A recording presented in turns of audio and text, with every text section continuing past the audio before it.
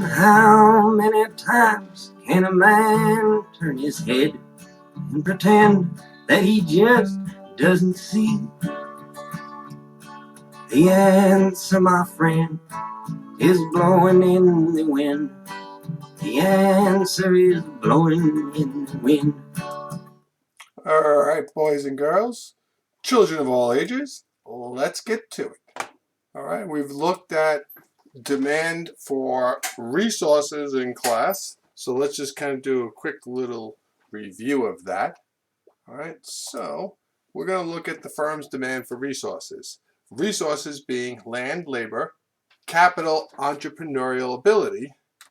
The focus will be on labor, okay? And the price of those resources are important because they determine, if you remember the circular flow diagram, they determine the income from households, right? Firms are also looking to minimize cost, how to allocate their resources,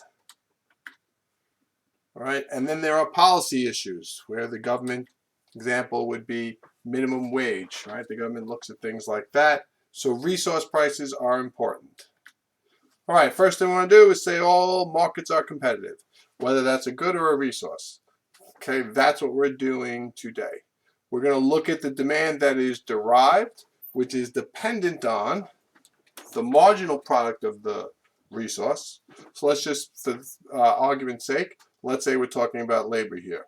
We're looking at the productivity of labor, how many products each additional worker gets for me, and we times that by, we have that, then we take the price of the good, what the good sells for, right? So we do price times marginal product. That gives us a marginal revenue product, which is the change in total revenue resulting from a unit change in the resource. So how much does the firm's total revenue go up when they increase an additional worker or decrease an additional worker, right? So what are we're going to look at the following rule for employing the resources. We're going to say MRP is equal to MRC.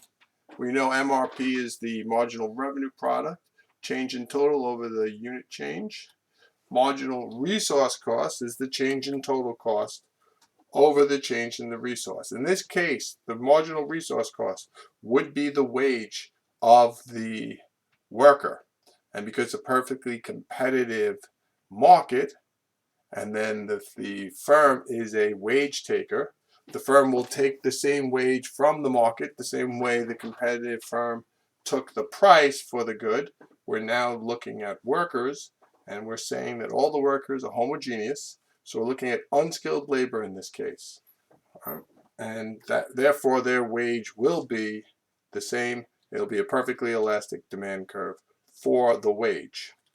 All right, let's look at MRP as a demand for a resource, right? So we did a chart just like this in class. You can see that the MR curve is downward sloping, right? Because it is the demand curve. In class, we've done somewhere it starts here, then goes up and down, right? It doesn't matter. It can be downward sloping or it can be increasing, then downward sloping. All right, so what are some of the things that are going to determine our demand for a resource? Okay, first thing is a change in the demand for the product. People no longer want the product. I no longer need the demand for that worker, right? So an interesting thing in this case is there was a big controversy over the presidential election when they talked about fossil fuels and what President-elect Joe Biden would do about fracking and things like that. And people were screaming that if you got rid of that, people would lose their job, right? So if we go to a Green New Deal, the demand for gasoline would go down, which would mean the demand for workers on oil rigs would also go down. I would argue there's going to be a substitution, that there'll be a demand for workers in that other field, the same way there was a demand for people who made stagecoaches. And eventually, when the car came around, we no longer needed the gear for the horse or the stagecoach, and it's society moving on and becoming more productive.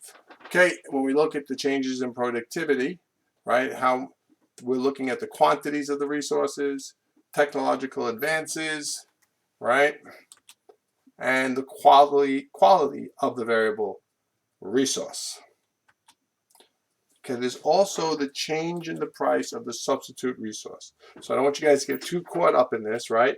But if the price of capital goes up, we are going to substitute labor for capital. There will be an output effect, and then when you take the output effect with the substitution effect, you get the net effect. Again, you're not going to be quizzed on that. I wouldn't panic about it. Okay, but you do need to know that if the price of a substitute resource changes, the demand for the other one will go up. Okay, and then what about, everybody sees capital as a substitute for labor. Capital also can be seen as a complement to the resources. All right, and then what we want to look at is the optimal combination of resources. Okay, all resources. So what we did in class, we were looking at the short run. We're now looking at the long run. All right, so all resource inputs are variable, but I didn't have to tell you it was the long run. You saw all inputs are variable, and you said long run. I know you did, right? Or you got in a group chat and discussed it and then came up with long run. However you get the answers, you get the answers, right? Choose the optimal combination, right? So we're going to choose the combination that gets us the greatest resources at the minimizing cost. So there's two ways to look at this. We can look at a minimizing cost method or the least cost method, and then there is the maximizing profit method. Okay, the least cost method, minimize cost of producing a given output. The last dollar spent on each resource yields the same marginal product. Okay, so you take the marginal product of labor over the price of labor is equal to the marginal product of capital over the price of capital. Now, obviously, in most cases, capital will get you more product, but the price of capital will also be very high. All right, so this is one of the reasons we talked about this in the beginning of the year. This is the same rule that when we did the margin utility of pizza over the price of pizza should be equal to the margin utility of brownies over the price of brownies. Right, it's the same rule. We're just getting rid of utility and we're putting in product, but we're still looking for the product of labor and the price of labor, right? And you're going to do it until they become equal, right? And there's your formula: MP of labor over the price of labor, MP of capital over the price of capital. Okay, the profit maximizing rule is MRP for each resource equal to its price, right? So you do the product, right?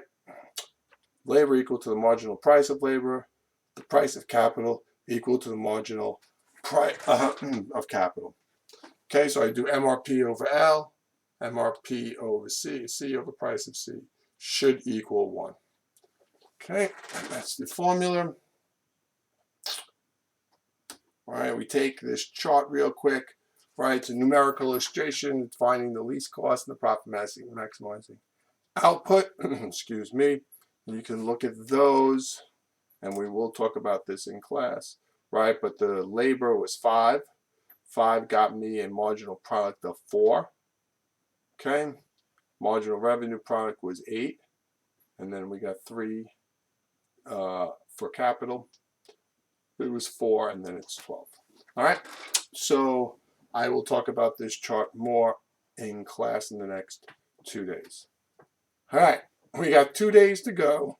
Excuse me, and then we get to break for a couple of days and get some rest.